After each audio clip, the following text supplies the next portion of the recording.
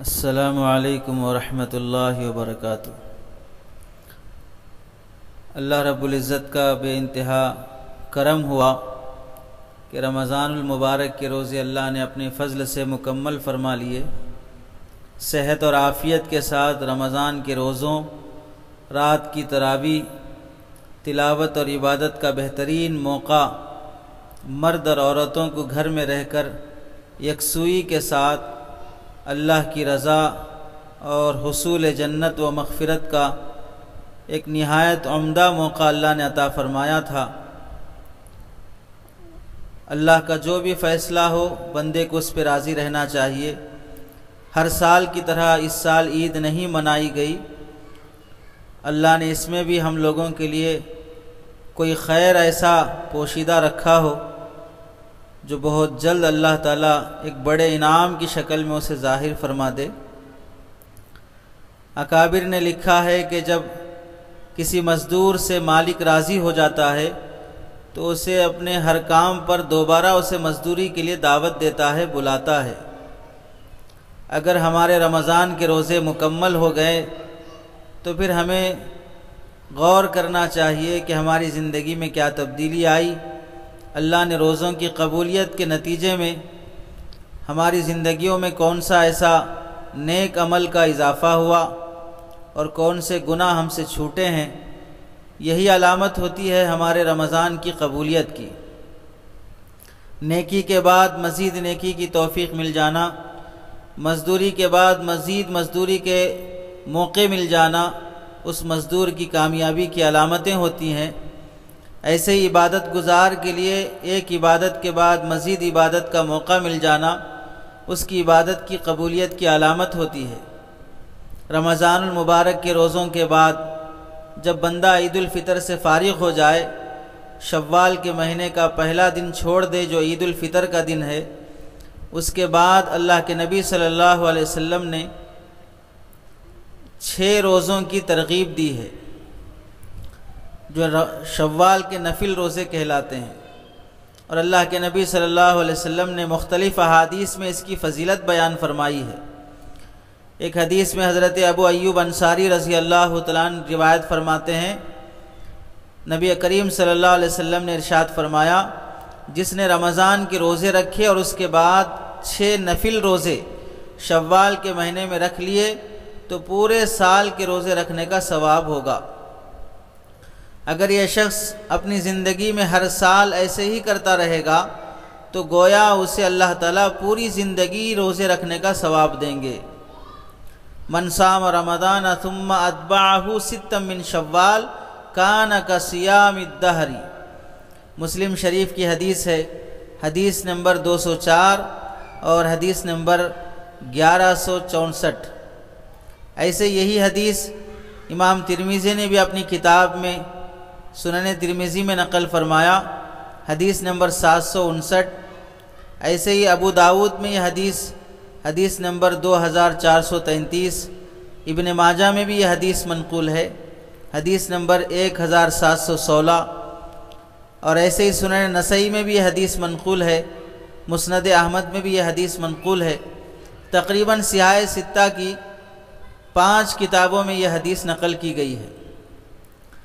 دوسری حدیث حضرت ابو ایوب انصاری رضی اللہ تعالیٰ عنہ سے مروی ہے، آپ صلی اللہ علیہ وسلم نے ارشاد فرمایا، من صام رمضان و6 من شوال فکأنما صام السنة کلہا۔ مسند احمد کی حدیث ہے اور حدیث کا درجہ صحیح کا درجہ ہے۔ رمضان کے روزے رکھے اور شوال کے روزے بھی رکھ لیے تو گویا اس نے پورے سال کے روزے رکھ لیے۔ ایک حدیث میں صراحت کے ساتھ حضرت ابو ایوب انصاری رضی اللہ تعالیٰ عنہ نے اللہ کے نبی صلی اللہ علیہ وسلم سے پوچھا، من صام رمضان واتبعہ 6 من شوال فذلک صیام الدہر، قال قلت له کل یوم 10، قال نعم۔ آپ صلی اللہ علیہ وسلم نے جب یہ فرمایا کہ 6 روزے رکھ لینے پر پورے زمانے یعنی پورے سال کے روزے رکھنے کا ثواب ملے گا، تو میں نے نبی کریم صلی اللہ علیہ وسلم سے عرض کیا، ہر ایک دن 10 دن کے روزوں کے ثواب کے برابر ہے؟ آپ صلی اللہ علیہ وسلم نے فرمایا ہاں، یعنی 30 دن کے روزے 30 کو 10 سے ضرب دیا جائے گا یعنی من جاء بالحسنۃ فلہ عشر امثالھا، ایک نیکی کرنے پر اللہ 10 گنا بڑھا کے دیتے ہیں۔ تو رمضان کے 30 روزوں کو 10 سے ضرب دیا جائے تو 300 ہو جاتے ہیں، اور 6 روزوں کو 10 سے ضرب دیا جائے تو 60 ہو جاتے ہیں۔ اس طرح سال کے 360 دن روزے رکھنے کا اللہ تعالیٰ اپنے خزانے سے ثواب عطا فرماتے ہیں۔ امام ترمذی رحمۃ اللہ علیہ نے حدیث نقل کرنے کے بعد فرمایا، حدیث ابی ایوب حدیث حسن صحیح وقد استحب قوم صیام 6 ایام من شوال بہذا الحدیث، کہ حضرت ابو ایوب انصاری رضی اللہ تعالیٰ عنہ کی حدیث حسن صحیح قابل استدلال ہے۔ اس حدیث کی وجہ سے علماء کی ایک بڑی جماعت نے شوال کے 6 روزوں کو مستحب قرار دیا ہے۔ حضرت ابو ایوب انصاری رضی اللہ تعالیٰ عنہ کے علاوہ حضرت نبی پاک صلی اللہ علیہ وسلم کے آزاد کردہ غلام حضرت ثوبان رضی اللہ تعالیٰ عنہ سے روایت ہے، آپ صلی اللہ علیہ وسلم نے فرمایا، من صام رمضان و6 من شوال فقد صام السنۃ، صحیح ابن حبان حدیث نمبر 3635 کتاب الصوم، کہ جس نے رمضان کے روزے رکھے اور شوال کے روزے بھی رکھ لیے، اس نے پورے سال کے روزے رکھ لیے۔ اس کے علاوہ سنن بیہقی میں بھی یہ روایت منقول ہے حضرت ثوبان رضی اللہ تعالیٰ عنہ سے، اور اس کی ایک وجہ حدیث میں ہی صراحت کے ساتھ آئی ہے، من صام 6 ایام بعد الفطر کان تمام السنہ من جاء بالحسنۃ فلہ عشر امثالھا، ابن ماجہ کی حدیث ہے، حدیث نمبر 1715 کتاب الصوم۔ اور علامہ البانی نے اس حدیث کو، ابن ماجہ کی حدیث کو صحیح قرار دیا ہے۔ اس میں اللہ کے نبی صلی اللہ علیہ وسلم نے صراحت سے فرمایا کہ ایک نیکی 10 گنا بڑھا کر دی جاتی ہے تو اللہ تعالیٰ 360 روزوں کا ثواب دیتے ہیں 36 روزے رکھ لینے پر۔ 36 روزے، رمضان کے 30 اور شوال کے 6، 36 روزے رکھ لینے پر اللہ تعالیٰ 360 کا ثواب دیتے ہیں۔ اگر کبھی ایسا ہو جائے کہ رمضان 29 دن کا ہی ہو، 30 دن کا ہی نہ ہو، تو اس صورت میں 10 روزے کم ہونا لازم آئے گا۔ لیکن علماء نے لکھا ہے کہ اللہ جب اپنی ہی طرف سے رمضان کا مہینہ 29 دن کا کر دیے ہیں تو پھر اس کے خزانے سے بندے کو 10 دن کا ثواب بڑھا کر دینے میں کوئی کمی نہیں ہے۔ رمضان کا مہینہ 30 سے 29 ہو جانے میں بندے کا اختیار نہیں ہے، بندے کا اختیار نہیں ہے، تو جب اس کے اختیار کے بغیر کوتاہی ہوئی ہے تو اللہ اپنے فضل سے ثواب بڑھا کر عطا فرمائیں گے۔ شوال کے روزوں کی فضیلت کی 2 وجہ محدثین نے لکھی ہے۔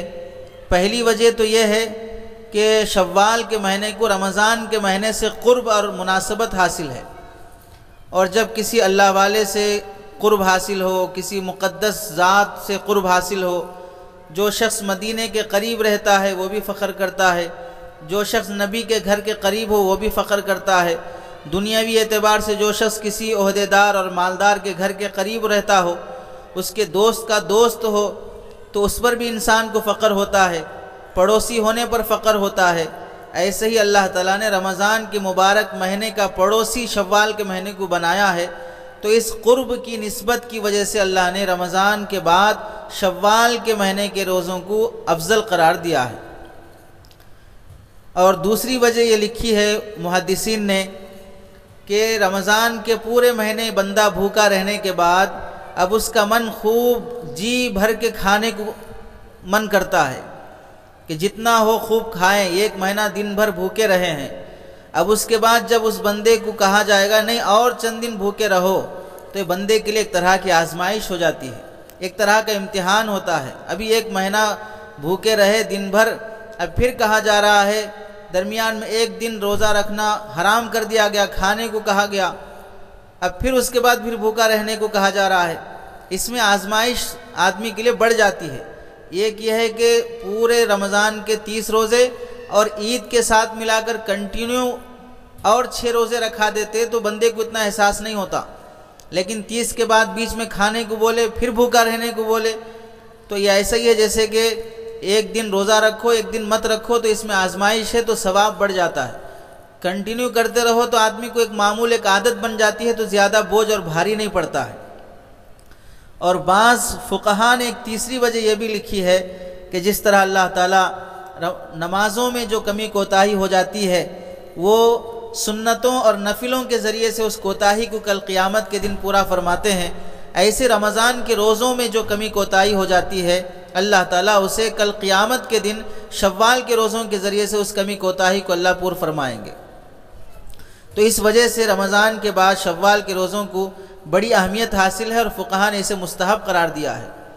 چنانچہ حضرت ابن عباس رضی اللہ تعالیٰ عنہما، امام طاووس، امام شعبی، میمون بن مہران، ابن مبارک رحمہم اللہ، امام شافعی، امام احمد بن حنبل، ان تمام فقہا و محدثین کے نزدیک وَهَذَا لَا خِلَافَ فِيهِ عِندَنَا وَبِهِ قَالَ احمد و داود، علامہ امام نووی فرماتے ہیں کہ تمام فقہا، اکثر جمہور فقہا کے نزدیک شوال کے 6 روزے رکھنا مستحب ہے۔ فقہ شافعی، فقہ حنبلی اور فقہ حنفی اور فقہ مالکی سب کے مسلک میں یہی بات ہے کہ رمضان کے روزوں کے بعد شوال کے 6 روزے رکھے جائیں۔ حدیث میں بھی اس کی فضیلت ہے، فضیلت کی وجہ بھی محدثین اور فقہا نے بیان فرما دی ہے۔ البتہ بعض کتابوں میں امام مالک رحمۃ اللہ علیہ اور امام ابو حنیفہ رحمۃ اللہ علیہ کی طرف یہ بات منسوب کی گئی ہے کہ یہ 2 حضرات شوال کے روزوں کو مکروہ قرار دیتے تھے۔ اس کی وجہ یہ ہے کہ 2 وجہ محدثین نے فقہا نے لکھی ہے کہ 2 وجہوں سے یہ حضرات مکروہ قرار دیتے تھے۔ پہلی وجہ یہ ہے کہ اگر کوئی شخص رمضان کے روزوں کے بعد عید الفطر سے ہی روزے شروع کر دے تو ظاہر سی بات ہے عید الفطر کا روزہ تو حرام ہے، ناجائز ہے رکھنا اس دن۔